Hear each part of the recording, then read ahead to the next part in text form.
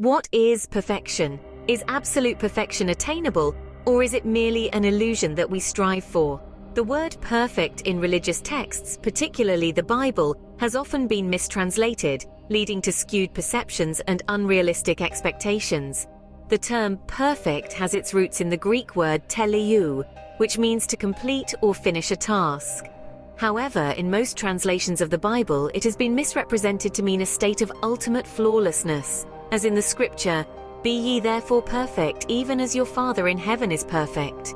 But what if we retranslate this verse? It could read, "Therefore finish the work you are given to do, even as your Father in heaven completes his." Suddenly, a more practical advice takes shape, one that encourages fulfillment rather than an unattainable state of perfection. The traditional religious definition of perfection is a state of being, achievement, or attainment which cannot be improved upon and from which no further progress or improvement is possible.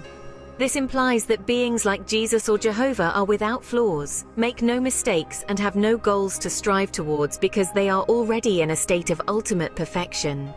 But this image of perfection is both misleading and unattainable. Imagine living in a state where there are no goals to work towards, no room for progress, and no joy in achieving something new. This concept of ultimate perfection, therefore, seems not only unrealistic but also undesirable. Instead, the concept of relative perfection offers a more attainable and fulfilling outlook. Relative perfection is the idea of reaching a state where an entity has mastered a skill or achieved a goal to their satisfaction.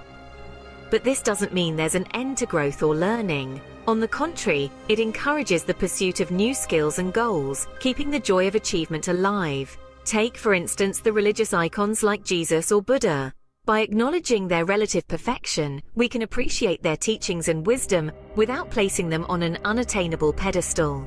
This perspective clears the fog of illusion and allows us to see the truth. In the world of form, once relative perfection is achieved, the intelligence behind its creation recognizes it and begins to duplicate this perfection. For example, a proton is relatively perfect.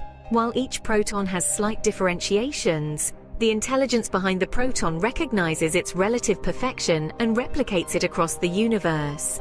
Humanity follows a similar pattern. When we achieve relative perfection in a creation, others seek to replicate it. Take bicycles, for instance. We may never create the perfect bicycle, but we strive to make it as efficient as possible, reaching a point where it would be a waste of time to attempt any more improvement. So, in the grand scheme of things, the pursuit of absolute perfection is an illusion.